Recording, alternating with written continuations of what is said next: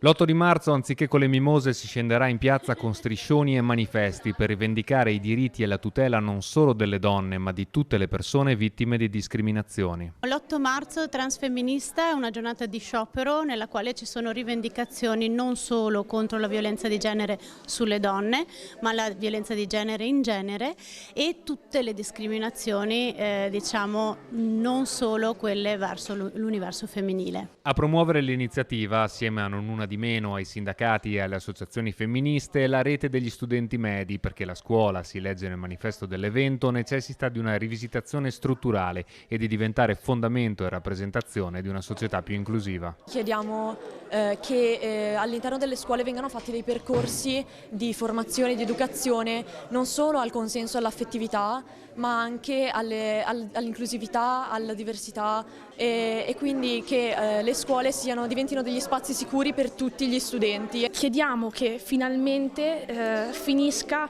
questo oltraggioso comportamento di discriminazione in un contesto in cui si subiscono ancora violenze di genere, un contesto in cui ancora si suddividono le persone in categorie. L'appuntamento l'8 marzo dalle 9:30 in Piazza dei Martiri. Saremo in piazza, studenti, lavoratori, lavoratrici, tutti insieme a portare le nostre rivendicazioni, una lettura di quello che ci circonda con i nostri occhi, attraverso le nostre soluzioni.